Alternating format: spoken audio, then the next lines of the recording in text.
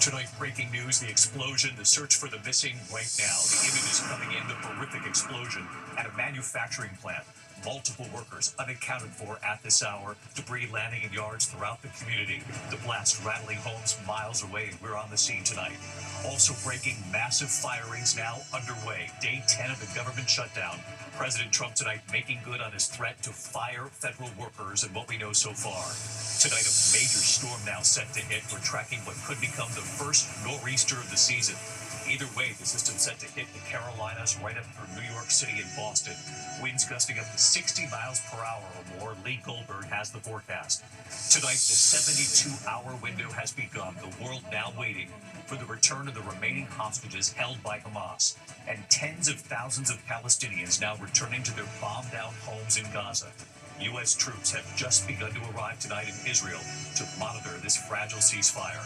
Tonight, the stock market back here at home plunging nearly 900 points at the close after President Trump's new threat to China tonight, a 100% tariff on Chinese imports, what the president is furious about.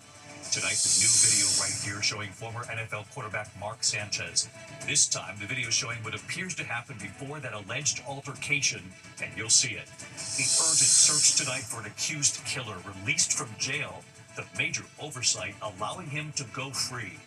America Strong tonight with tributes pouring in for beloved Sister Jean, passing away at the age of 106, one of college basketball's best-known fans, and what she said about prayer. And tonight, here's a very personal reveal. You know our James Longman for his compassion, his reporting on conflict all over the world. Tonight, what he discovered about his own father and how he hopes to help so many others. From ABC News World Headquarters in New York, this is World News Tonight with David Muir.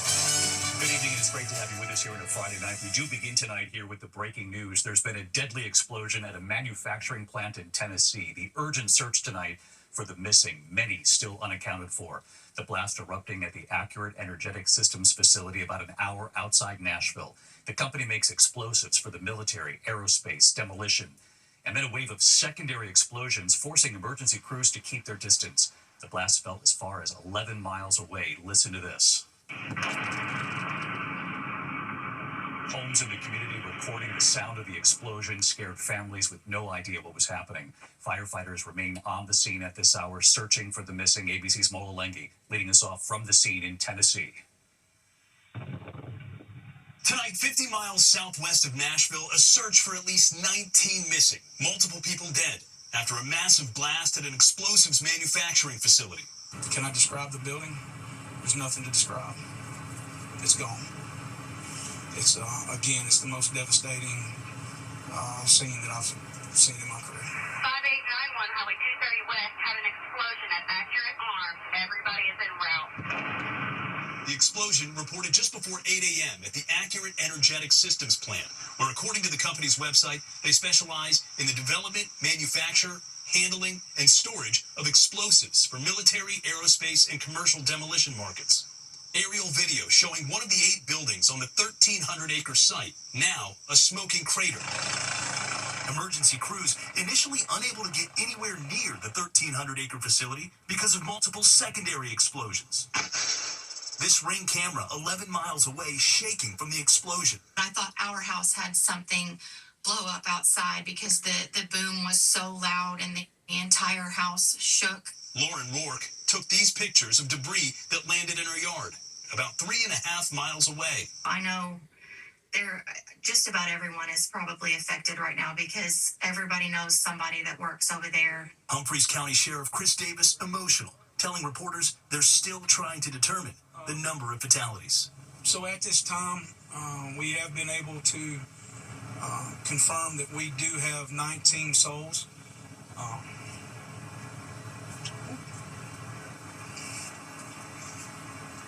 That we're looking for. So,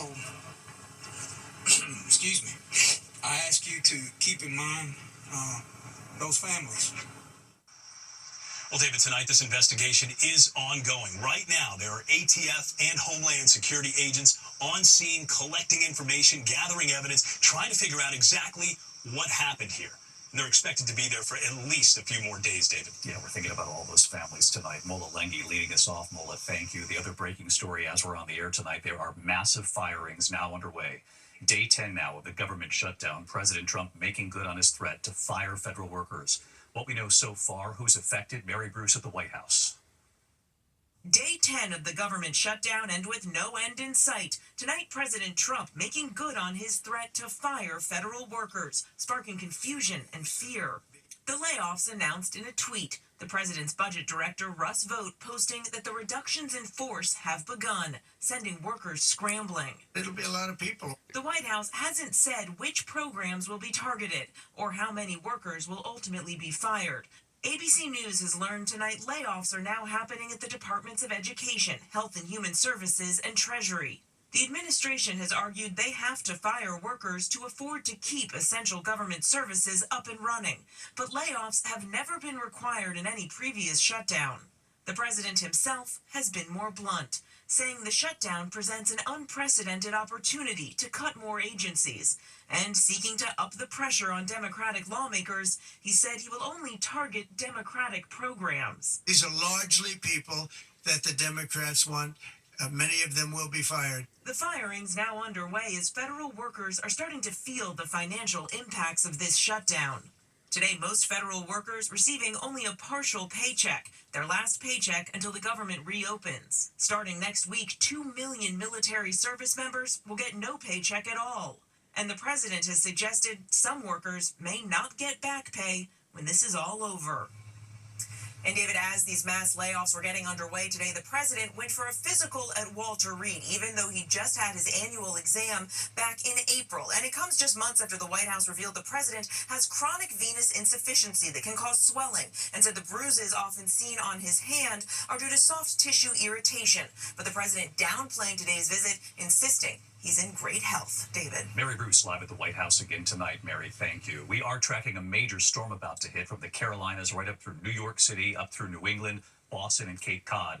What could become the first nor'easter of the season. Either way, the system is set to hit with flooding, damaging winds, wind gusts up to 60 miles per hour or more.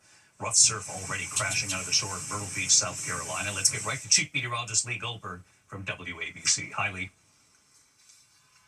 Hi, David. This storm is definitely going to leave its mark up and down the East Coast, much of the East Coast. It's already taking shape. We've had showers from the Florida Keys, already the Outer Banks, and this storm is still in multiple pieces. But as it consolidates, that heavy rain moves into the Carolinas tomorrow. That's where we get the brunt of the storm. Heavy rain, flash flooding, and damaging winds. Beach erosion, coastal flooding, that's going to last into the day on Sunday. That's when this storm makes a move toward the northeast. Those of you watching in the northeast, it may not be going bonkers by first thing in the morning, but definitely gets heavier as we go through the afternoon hours. In the brunt, second half of the day, Sunday, and into Sunday night and Monday, strong gusts, major erosion over many high tide cycles, and heavy rain and gusty winds inland. We have watches from Virginia, flood watches, all the way up to southern New England, and high wind watches, Delaware, Jersey Shore, Long Island, up to Cape Cod. In these areas, winds could gust up to 60 miles an hour, cause power outages. Even inland in New York City, Philly, and D.C., 40, 50 mile per hour gusts could cause problems. Nor'easters definitely have to prepare through Saturday. David? Yeah, it's going to be a mess Sunday through Monday for sure. Lee Goldberg tonight. Lee, thanks.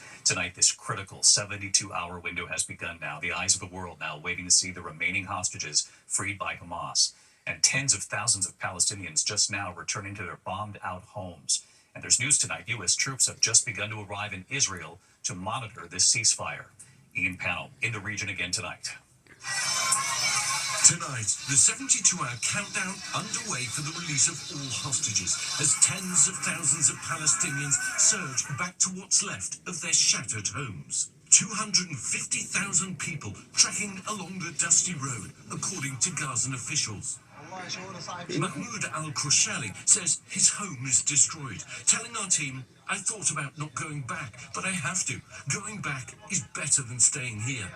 Overnight, Israeli forces completing their partial withdrawal. The hostages expected to be released any time now through Monday. At least 20 of the 48 still believed to be alive in exchange for thousands of Palestinian prisoners. President Trump set to visit the region this weekend. In Israel tonight, hostage families gathering. Once again, hundreds of people have gathered here in Hostage Square to honour the families of the hostages, to observe the start of Shabbat. What they hope is the last time they have to do this before all the hostages are finally home. Itzik Horn had 2 sons taken by Hamas. One has returned. Now he waits for Eitan, believed to be one of the 20 living hostages. Echoing so many hostage families, he says, on the one hand, I'm happy. On the other, I'm unsure, because I know who we're dealing with. 2, 1, go. David, President Trump just announcing he'll be travelling here this weekend and then to Egypt with other world leaders. We're also hearing US troops are beginning to arrive to monitor that ceasefire. And as Gazans start to try and rebuild, tonight the hostage families wait, anxious but hopeful. David? Ian Paddle will be joining you right there in the region, anchoring this broadcast Sunday and Monday night. We'll see you then. Thank you for your reporting all week. Meantime, back here in the U.S. tonight, the stock market plunging nearly 900 points at the close after President Trump's new threat to China tonight, a 100% tariff on Chinese imports. What the president is furious about. The Dow closing down 878 points, the Nasdaq down 820, the S&P 500 down 182 points. What this fight is about. Here's Rachel Scott.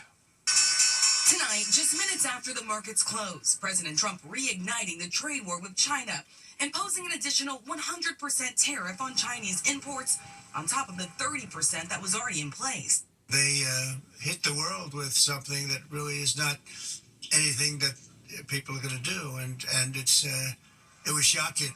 Stocks tanking after the president warned this morning a massive increase in tariffs on China was coming, even saying the move could be potentially painful for Americans. By the end of the day, the Dow was down nearly 900 points, and the S&P marked its biggest drop since April. The new tariffs start November 1st. The president blasting China for new restrictions that would limit access to rare earth minerals, a market China dominates. Those minerals critical for making everything from cars to smartphones. The president calling it a sinister and hostile move, saying there is no way that China should be able to hold the world captive. President Trump now considering canceling an upcoming meeting with Chinese President Xi. And that meeting with President Xi was just 2 weeks away. Big question tonight, if it will happen and whether a longer-term trade deal can be reached, David. Yeah, we'll see if it happens. Rachel Scott, good to have you here in person. To the other news this Friday night, the Pentagon revealing plans to build a new Qatari Air Force in Idaho, the facility there. Defense Secretary Pete Hegseth says pilots from Qatar will train to fly F-15 fighter jets at the Mountain Home Air Base. Qatar has played a major role in this Mideast ceasefire talks. It's also home to America's largest military base in the Middle East. Tonight, the new video here showing former NFL quarterback Mark Sanchez, who was arrested in his hospital bed after that alleged altercation with a delivery truck driver. This time, the video showing what appears to happen before the alleged altercation. And here's Matt Rivers. Tonight, new video appearing to show former NFL star Mark Sanchez moments before that violent encounter with a delivery driver that authorities say Sanchez instigated. In the surveillance video obtained by TMZ Sports, a delivery truck driven by 69-year-old Perry Toll turns into an alley in downtown Indianapolis just after midnight. A short time later, Sanchez appears on camera, slowly making his way in the opposite direction. Walking back and forth for several minutes on another street, he appears to briefly chat with a stranger. Minutes later, he's seen running back down that same alley. And it's in that alley where police say Sanchez confronts Toll allegedly over parking. In court documents, Toll says Sanchez smelled of alcohol. I was in that alley earlier this week. The altercation happening right there. Police saying Sanchez attacked the delivery driver. The driver then responding, they say, in self-defense, using pepper spray, even stabbing Sanchez several times. Bleeding, he then takes off down that alleyway. Video showing Sanchez then running away. Later, in video obtained by the New York Post, Sanchez is bloodied, clutching his chest as he stumbles. Police descending on the scene, the driver taken away in a stretcher. The driver's family sharing this photo of him in the hospital. David, toxicology reports are still pending. Sanchez is charged with felony battery. His family says he's focused on his recovery as the legal process plays out. David? Matt Rivers has been following this case all week for us. Thank you, Matt. When we come back tonight, news on a Moody Blues legend tonight. Also, there's an urgent search underway for an accused killer. The suspect authorities say was released from jail. The oversight allowing him to go free and where they're searching. Also, the tributes pouring in tonight for Sister Jean, one of college basketball's best-known fans, what she once famously said about prayer. And a very personal reveal tonight. You know our James Longman for his heartfelt reporting, his work from war zones all over the world. Tonight, what he has discovered about his own father. He hopes it'll help so many others out there. Tonight, an urgent search for a murder suspect who got out of jail because of a legal oversight, they say. Authorities say Charles Boatwright killed a man in Baltimore in July. He was arrested and jailed in Charlotte. Officials say North Carolina can only keep a person in custody for a certain period of time. Authorities now say because Maryland did not file an extradition warrant, Boatwright was released from jail. When we come back tonight, remembering Sister Jean, college basketball's best-known fan of March Madness, what she once said about prayer, it made us all laugh. And then our foreign correspondent, James Longman, and what he has discovered about his own father in a moment. To the index of other news tonight, a pioneering force in the British rock scene, John Lodge of the Moody Blues, has died at the age of 82. Lodge, a singer and bassist, joined the band in 1966. So many albums, including Days of Future Past. Lodge's family tonight saying he died peacefully and he was surrounded by loved ones. Tributes to Sister Jean tonight, one of the most beloved college basketball fans in America.